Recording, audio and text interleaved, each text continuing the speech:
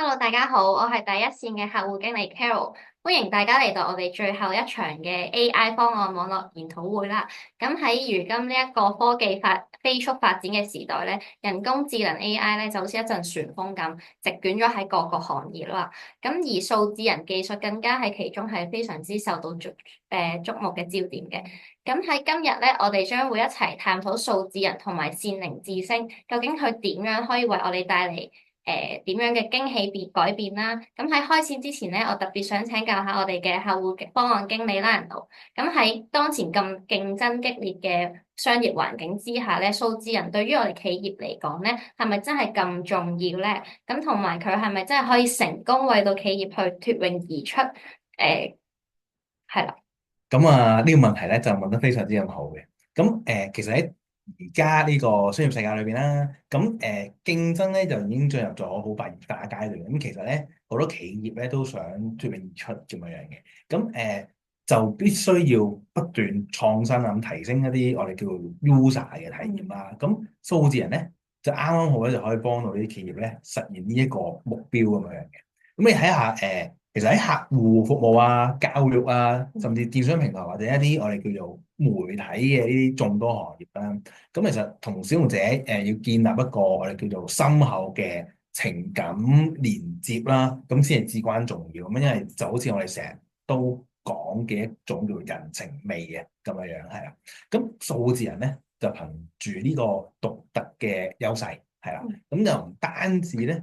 可以提供到一個好高效嘅服務啦，咁仲可以咧傳遞到情感，係啦，增強呢個我哋叫使用者對嗰個品牌嘅認同感啊，係啦，譬如話可能一啲我哋叫做電商平台啦，係啦 online shop 咁樣啦，其實數字人咧就好似一個我哋叫做貼心嘅購物助手一樣，係啦，隨時咧都為客戶去解答疑問，係啦。不但止咁，可能仲會推薦翻一啲嘅佢合適嘅商品俾佢添，咁樣樣係啦。等到客戶咧就會感受到一個好專屬嘅服務咁樣樣，即係有個人去專門為佢服務，係啦。對於提高嗰個客戶嘅滿意度啊、忠誠度啊，進而再提升呢個企業喺市場嘅競爭力咧，其實都有住不可忽視嘅作用咁樣樣嘅，其實係。咁聽落數字人真係潛力無限啊！但係我好好奇咧，數字人要實現咁多咁強大嘅功能啦，咁佢背後依靠嘅係啲咩技術咧？嗱，咁咧就要提到咧，我哋DYS 我哋第一線嘅呢個人工智能技術啦。其實咧就好似一個數字人嘅智慧大腦咁樣樣，佢其實係其中最犀利嘅其中一個元素啦，咁就係一個我哋叫做口型同步嘅動畫技術啦，係一個係啦。因為我哋輸入咗可能俾咗一堆文字，佢要去講述嘅時佢，要佢去表達嘅時，或者我哋有一個語音錄製咗一堆內容，係啦個時期咧，咁呢項技術咧都可以好精準咁樣分析到嗰堆文字應該點樣用一個點樣嘅語言嘅節奏、速度啊、發音啊咁樣樣，去俾翻我哋呢個數字人嘅去講，咁佢嘅嘴咧就會做翻一個匹配嗰個説話內容嘅動作咁樣樣嘅。咁就好似一個數字人咧，其實就好似真係喺度講嘢咁自然，係啦。咁你試想像下啦，如果我哋有個企業，咁要打造呢個品牌嘅大使數字人咁樣樣，咁仲可以用到一個非常之流利嘅多國語言啦，咁同全球嘅使用者交流啊，咁樣係啦。咁個口型咧，仲要可以做到差唔多，係啦，即係可能再靚啲，我哋再多啲 sample 嘅，做到絲毫不差咁樣嘅，咁係冇特別靚咁樣，係啦。咁呢個唔單止可以提升到品牌嘅形象，咁就可以拉近到咧同呢個用戶嘅距離咁樣樣嘅。咁佢都好震撼啊！呢個功能，咁但係對於企業嚟講咧，咁佢哋肯定希望數字人可以完全契合到佢哋自己嘅品牌風嗯，格啦。咁我哋可唔可以滿足到呢一種個人化嘅需求咧？咁當然可以啦。咁我哋嘅善靈數字人平台咧，就特登係為咗呢樣嘢就度身打造嘅，係嗯啦。咁咧就好似響我哋叫做視頻營運嘅領域裏邊咁樣樣啦。咁其實咧就會通過使用我哋呢個數字人視頻，係啦。個企業咧就可以打造一個獨特嘅品牌形象，係啦。同時啦。仲可以用喺呢個我哋叫做製作行銷視頻，係啦。咁啊一啲廣告嘅宣傳片啦，活動嘅直播等等啦咁樣樣。咁另外咧數字人視頻咧，其實仲可以用喺各種唔同嘅我哋叫做報導嘅場景裏邊嘅。咁譬如好似新聞報導係啦，咁啊天氣預報啊咁樣，咁啊仲有金融市場嘅分析等等，其實呢啲都可以做得到嘅，其實就係啦。咁啊，打造到一個可以好生動嘅形象咁樣啦。咁甚至乎咧，譬如喺知識培訓方面咁樣樣，咁都可以通過我哋呢個數字人咁啊，做到一個實際嘅場景出嚟，咁啊去製作各種唔同嘅課程嘅講座啊、training 咁啊等等啊咁樣樣嘅，咁啊可以提高到咧參與度嗰啲學生嘅參與度啦咁樣樣。咁其實好似今日嘅 webinar 咁樣樣，其實我哋都可以咧利用數字人平台咧嚟到去嚟錄製嘅喎，其實都係啦。咁都的確係好簡單、好方便啦。咁同埋佢嘅應用範圍都非常之大嘅。咁咧，唔勞你，我知你今日應該係準備咗一個數字人嘅短視頻俾大家。係啊，冇錯冇錯。嗱，咁咧我呢度咧就會播一條我哋數字人嘅宣傳短片。咁呢個數字人嘅宣傳短片咧，其實我哋就係用數字人去製作嘅。咁因為咧可能大家都知道啦，其實國內嘅嗰個市場咧，用數字人嘅需求非常之唔大。咁我哋咧都好針對呢樣嘢，就做咗個宣傳短片。咁所以呢個短片咧，我哋俾大家去睇一睇先，咁樣樣。歡迎使用第一線數字人平台，您可以選擇形象、設定背景、調整聲音，一鍵生成您需要的播報視頻。通過使用數字人視頻，消息播報可以更加生動、形象，提高觀眾的關注度和理解程度。此外，數字人視頻還可以用於製作各種教育視頻、科普講座等，以更直觀、生動的管道傳遞知識。在視頻運營領域，數字人視頻可以用於各種場景，如品牌文宣、產品推廣、活動直播等。通過使用數字人視頻，企業可以打造獨特的品牌形象，吸引更多目標客戶。我們也可以使用第一線數字人進行製作各種課程、講座等，以提高學生的學習興趣和參與度。快使用第一線數字人平台，發揮你的創意吧。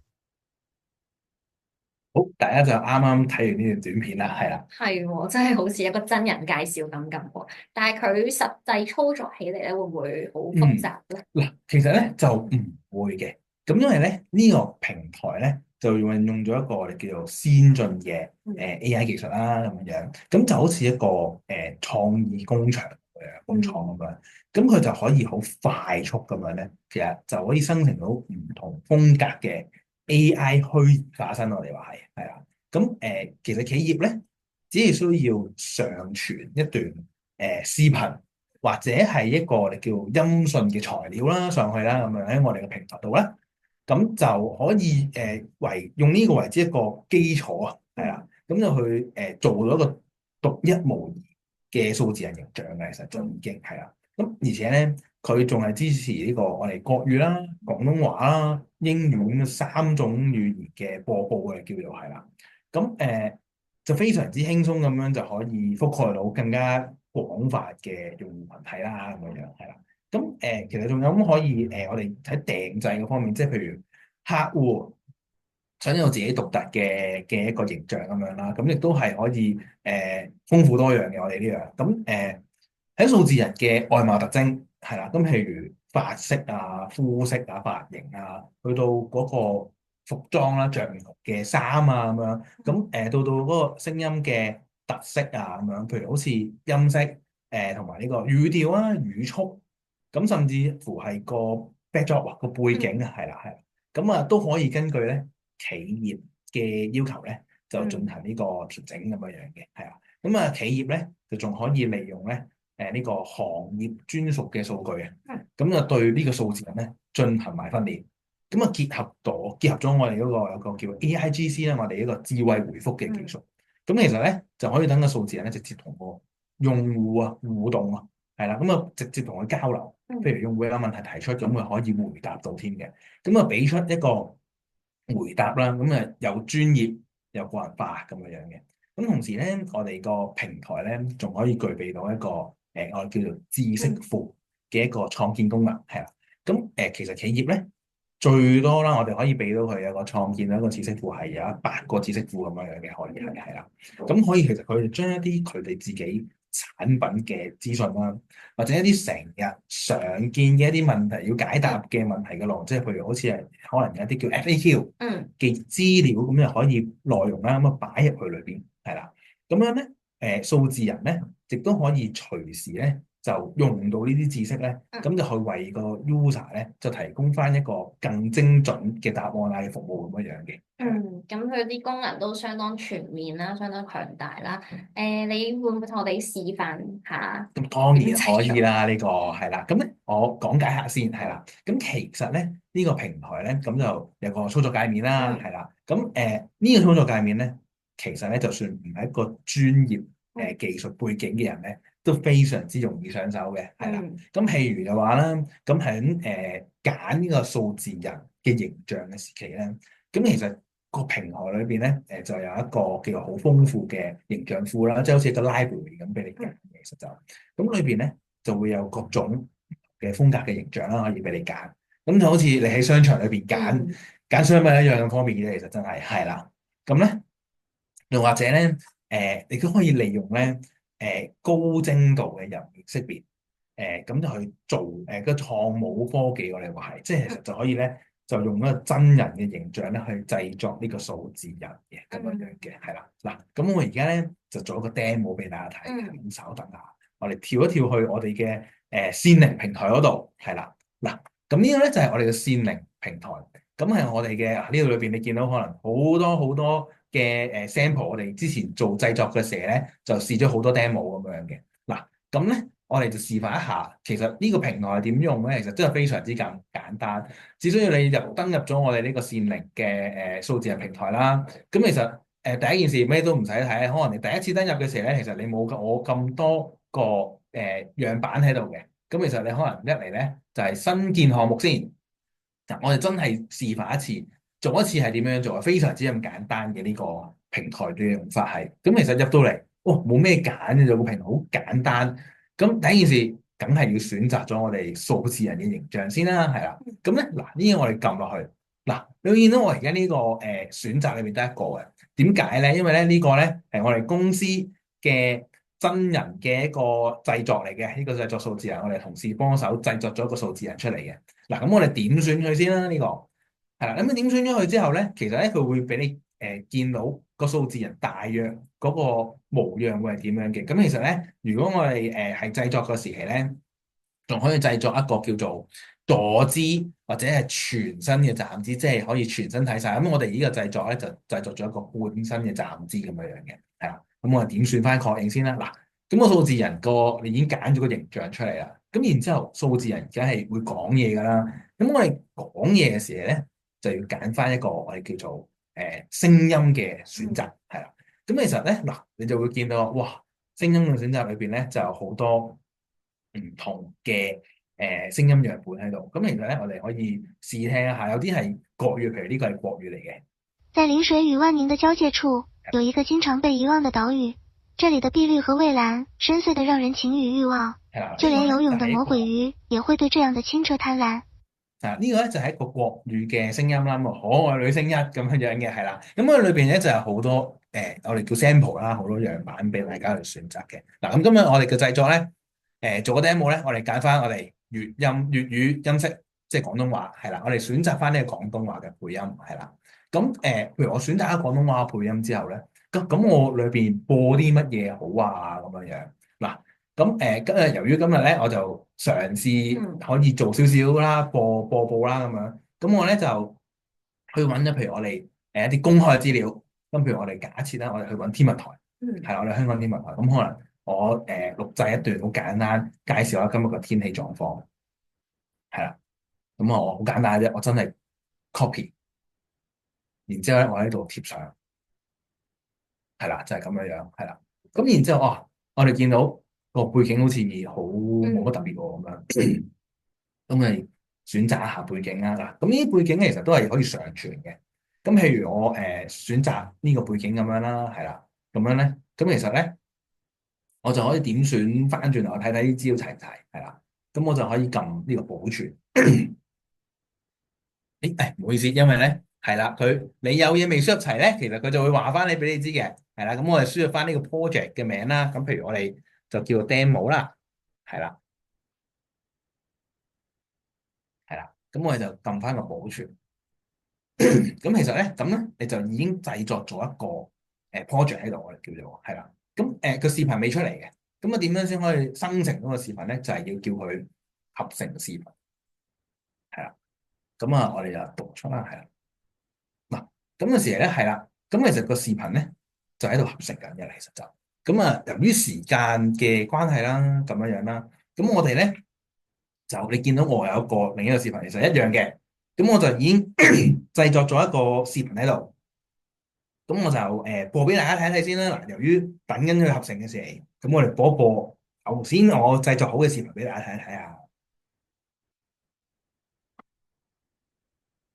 天氣概況：廣東沿岸風勢微弱，本港今早有薄霧，港外的能見度增下降至5000米以下。此外，一道雲帶正覆蓋華南。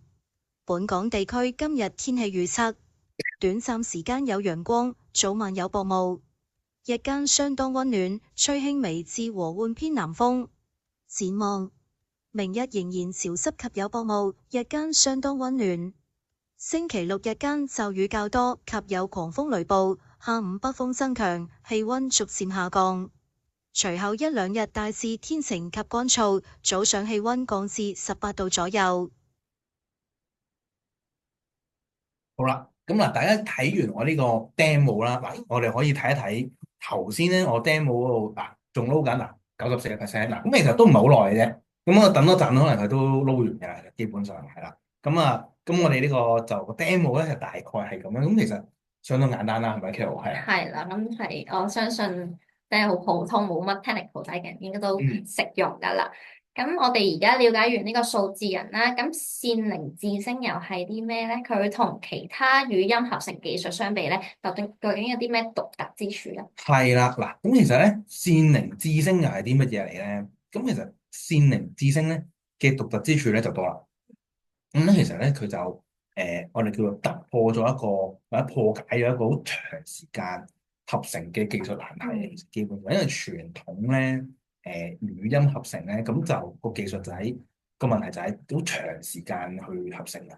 咁其實都會出現一啲可能我哋叫做音質下降啊，或者一啲聲音唔自然嘅問題喺當中會有一啲。咁同埋咧當中裏邊我哋成日都話啲 sample 一啲樣本咧嗰個利用嘅效率咧好低嘅，係啦。咁啊，但係線靈智聲就唔一樣啦。咁咧佢咧就好似一個我哋叫做語音魔法大師咁，真係好犀利，係啊。咁咧佢就可以係好高效咁樣咧，喺有限嘅樣本裏邊咧，就攞到一啲關鍵嘅資訊出嚟，係啦。咁然之後咧就將佢合成咧成一個超長嘅語音內容。咁其實可能只係需要1至2分鐘嘅一個原聲樣本嘅 sample。咁其實我哋就已經可以輸出一個30或40甚至1個鐘頭嘅語音樣本都冇問題嘅，其實已經係啦。咁喺成個過程裏邊咧，嗰個音質咧仲可以保持到非常之穩定，係啦。咁啊又唔會出現一啲雜音啊或者一啲失真嘅情況咁樣樣嘅。咁真係的確好厲害啊！呢個咁線靈智聲究竟喺實際嘅應用入面咧，佢可以喺邊啲領域上面發揮到作用咧？係啦，咁其實線靈智聲咧嗰個應用領域咧，其實就都非常之咁廣泛嘅。咁譬如咧喺一啲我哋叫做有聲圖書嘅行業裏邊啦，咁其實咧佢就大大咁提高咗嗰個有聲書嗰個製作嘅效率啦，係啦。咁其實以前譬如以前啦，你要錄一本我哋叫做有聲書啦咁樣。咁其實佢首先要揾個配音員，係啦。咁然之後咧，又要花好多大量嘅時間啊、精力啊咁去錄音咁樣。咁其實嗰個製作成本咧就好高，咁你可能又要揾一啲 studio 錄音室啊咁樣。咁而家但係咧，我哋有咗呢個線靈之星之後咧，咁其實佢都需要錄嘅，係啦。咁但係咧，佢就係採集咗個配音員咧，就叫做少量嘅原聲樣本一啲 sample 啦，比較少啲嘅，係啦。咁又唔使錄晒，咁咧佢就可以利用佢呢個樣本，咁就好快咁樣去合成本一個書嘅音訊，係啦。咁啊，而且咧喺合成嘅語音同埋主播嘅嗰個原聲裏邊咧，其實幾乎都冇乜差別㗎啦，咁樣係啦。咁啊，觀眾其實應該根本都聽唔出嗰個係一個合成出嚟嘅語音嚟，根本就係啦，係啦。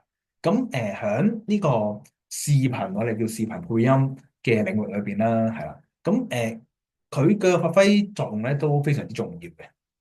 咁譬如係咩咧？咁譬如可能有啲視頻製作公司，一啲 video 嘅製作公司啦，咁佢可能佢成日都揾唔到一啲叫做佢啱用嘅配音員啊，係啦，咁可能好煩惱嘅，你揾唔到人去錄音啊嘛，根本就係啦。咁又或者嗰個配音員有一個成本比較高啊，係啦，咁啊可能好頭痛咁樣啦，係啦。咁我哋線靈之星咧就可以根據呢個視頻嘅風格啊，佢嘅需求啦咁樣，咁啊提供唔同風格嘅配音，係啦。咁啊由呢個溫柔甜美嘅女聲啦，咁去到呢個沉穩大氣嘅男聲咧，或者由呢個幽默搞笑嘅風格，係啦，咁去到嚴肅專業嘅風格咧，咁其實都可以做得到嘅，係啦。咁啊除此之外啦，咁可以喺呢個虛擬偶像同埋呢個遊戲配音嗰方面，係啦。咁啊，其實線靈之星咧都可以大顯身手喺呢方面，其實都已經。咁佢咧就可以幫一啲我哋叫做虛擬偶像，係啦。咁就賦予到獨特嘅一啲我哋叫做聲音魅力，係啦。咁啊，等嗰個虛擬偶像咧就更加生動啊。咁譬如喺個 game 裏邊咧，遊戲裏邊咧，佢仲可以為唔同嘅角色配音。咁啊，配咗最合適嘅聲音咁樣嘅，係啦。咁啊，增強遊戲嘅嗰個沉浸感同埋呢個趣味性咁樣啦，係啊。咁聽落數字人同埋線靈之星都可以為大家帶嚟好多好處啦。咁我哋另外今日咧，我哋 webinar 嘅參加者咧就可以免費製作屬於自己嘅專屬數字人卡片啦。咁蘭奴，你可唔可以同大家簡單介紹下呢個咧？咁啊，梗係可以啦，係啦。咁咧嗱，其實咧傳統咧，唔好意思啊，撳多咗一下㗎。傳統嘅卡片咧，佢只可以提供得到一啲我哋叫做基本嘅聯絡資訊，係啦。咁啊個功能咧，其實就相對有限嘅，呢個就係啦。咁我哋嘅數字人卡片啦，咁其實佢係一個你當係一個多功能嘅我哋叫做 business assistant 商務助手咁樣。咁佢可以根據到企業嘅需求，咁啊訂製唔同嘅我哋叫做樣本啦、範本或者風格啦，係啦。咁啊，佢可以展示到企業獨特嘅品牌形象，係啦。咁啊，提升翻個品牌嘅專業度咁樣樣嘅。咁個數字人卡片咧，就唔單止係有靜態嘅文字資訊喺裏邊嘅，係啦。咁其實佢仲係動態嘅效果啊，有，因為其實數字人形象嚟啊嘛，我哋其實都利用咗數字人去製作呢個數字人卡片嘅，其實係咁啊，好生動咁樣去展示到個人同埋企業嘅特色啦，咁樣咁譬如話個數字人咧就可以進行一個非常之簡單嘅自我介紹，係啦，咁啊其實介紹下公司嘅企業嘅核心業務，咁同埋優勢啊咁樣，咁等對方咧喺短時間裏邊咧，咁啊對你嘅企業有更加全面嘅了解咁樣樣嘅，咁同埋咧，佢仲具備咧呢個智能互動功能咯，係啦，咁啊利用人工智能嘅技術啦，咁其實都可以實現到咧1:1係啦，還原真人影像同展示嘅，係啦，咁啊同埋咧佢可以自動更新資訊，係啦，即係你有 update 時你可以 update 翻裏邊啲嘢咁樣樣，係自動係啦，咁啊當企業有新產品發布啦，譬如佢話有業務拓展咁樣呢啲情況係啦，咁啊其實我哋個數字人卡片咧，嘅資訊咧都會及時更新嘅，係啦。咁啊，對方咧亦都隨時可以睇到，攞到最新嘅內容，係啦。咁啊，另外咧，咁其實分享 share 咧都非常之咁方便，可以直接喺一啲我哋叫做軟件平台度啦，一啲軟件工具嘅通訊工具裏邊咧，其實就咁 share 到出去啦。其實已經係啦，咁啊其實都大大提高咗咧你哋喺 business 上面咧交流嗰個效率啊。其實就係啦，咁啊大家咧嗱，我哋右下角咧都有個 QR code 嘅，大家都可以 scan 咧右下角呢個 QR code 咧就試下製作嘅，係啦。咁因為其實裏邊咧就好簡單去製作一個畫面，其實你哋撳兩撳應該都已經知道點樣樣去玩嘅啦，其實基本上唔緊要嘅。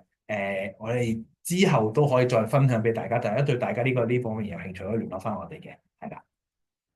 係啦，咁我哋今日就非常之多謝德仁路為我哋帶嚟咁精彩嘅分享同埋 demo 啦。咁通過呢30分鐘嘅交流咧，相信大家對數字人啦，同埋善寧智稱咧，同埋數字人卡片都有更深入嘅了解噶啦。咁如果大家仲有任何疑問嘅話咧，歡迎利用下面有個 Q&A 嘅 button 咧去留言去發問嘅。咁我睇睇先啊吓。咦？有冇朋友有問題咧？你睇先，咦，好似有啲問題啦，已經嗱，第一個問題咧，問得好特別喎呢個，咁咧佢嘅問題就係話咧，我哋啦第一線嘅數字人啦，咁其實係咪可以做到好似客戶服務咁樣樣，咁同客人咧有一個互動溝通，咁去解答客人嘅問題咁嘅情況啊？呢個問題問得非常之好嗱，我又做多個 demo 俾大家睇一睇一個月係啦，咁啊等大家可以了解下其實我哋嘅數字人咧係點樣可以做到呢個互動溝通嘅效果嗱。咁我俾大家睇睇，其實咧我哋都可以翻去呢個數字我哋善寧嘅平台上面嘅。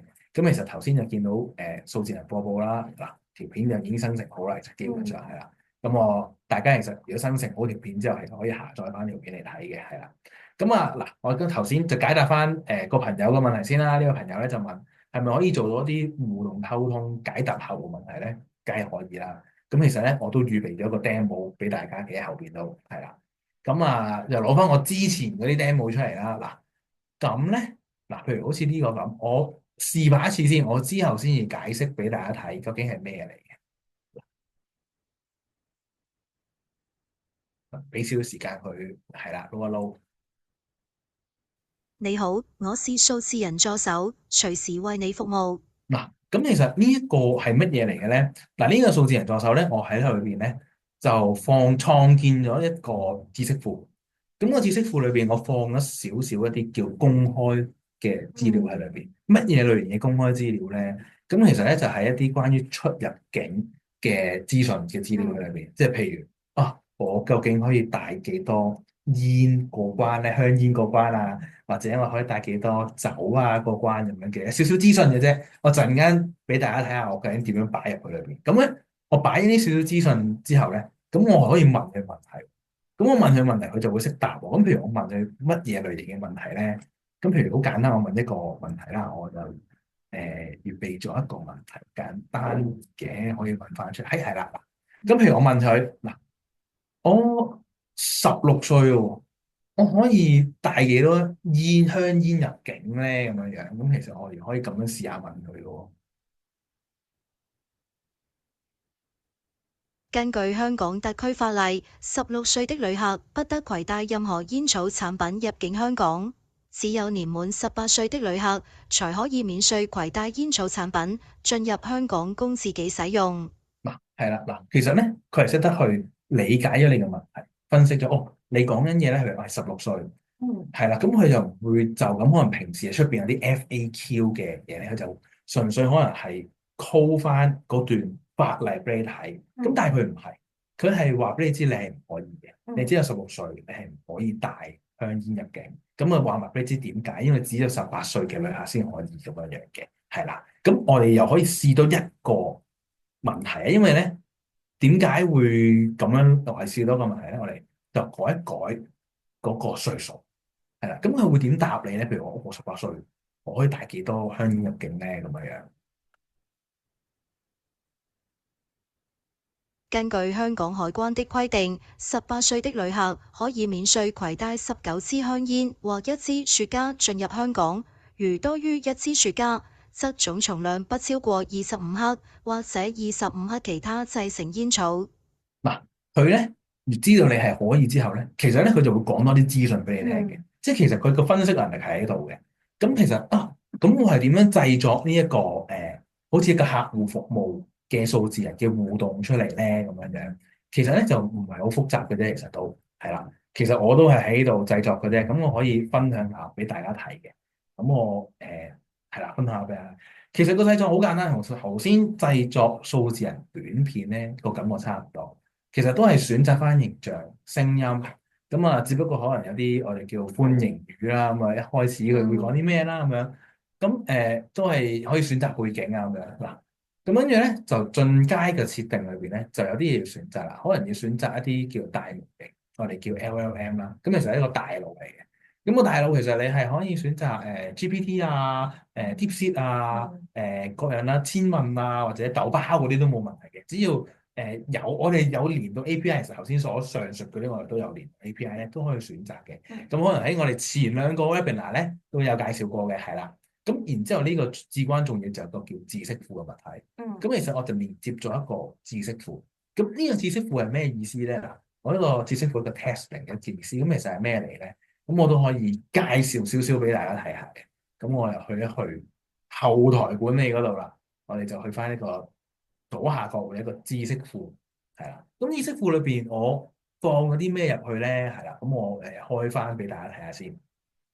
其實知識庫裏邊咧，我只不過係擺咗2份 PDF 嘅。咁其實咧，相信頭先咧大家都好疑惑，哇，點解我問嗰啲問題，佢答我，你係咪預備有啲乜嘢資料喺裏邊，叫個 default 咁答你啊？並不是。咁我可以俾大家睇睇呢2份 PDF 係啲咩嚟嘅。其實呢2份 PDF 咧，大家望到個 PDF 個畫面咧，都知道其實我只不過係去咗一啲公開資料嘅網站，我就將佢下載咗落嚟。其實呢個係一個網站，我將個網站嘅內容下載咗落嚟，係啦，純粹係下載咗一啲普通嘅資訊，公開嘅資訊落嚟，係啦。咁譬如我哋頭先問及嘅佢一啲香煙嘅資訊啊，咁其實佢都只不過係話俾大家知喺呢個PDF 裏邊係話俾大家知你年滿18歲先至可以帶幾多咁樣嘅，係啦。佢冇話俾你知你唔夠18歲係唔俾帶嘅，佢冇話俾你知16歲係唔俾帶，但係我哋嘅大模型係有呢個分析啊推理嘅能力，咁去理解到個問題，而答翻一個啱嘅答案俾大家，係啦。咁所以呢個就係一個客戶互動同用 user 啦，同用戶互動嘅嗰個功能啊，呢個就係我哋嘅，係啦。咁相信大約呢個都可以解答到我哋朋友嘅問題啦。呢個就係啦。咁睇睇先，仲有冇其他朋友問題咧？使唔需要每一個 language 都要一個 language 嘅原聲樣本嗱？咁其實咧。我哋如果你話線形智聲嗰部分咧，就最好當然係每個唔同嘅語言咧，我哋都會錄製一個簡短嘅樣本，因為每一個語言嘅語速啊嘅音調啊，可能都會有少少唔同，咁所以呢個最好都會做一個錄製，咁啊最靚仔啦咁樣嘅。咁當然啦，我哋呢個線形智聲裏邊其實只需要好短嘅 sample 都可以做到嘅，所以都唔使太擔心嘅。係啦，咁係啦，咁大約應該都係咁上下嘅，我哋呢個情況就係啦。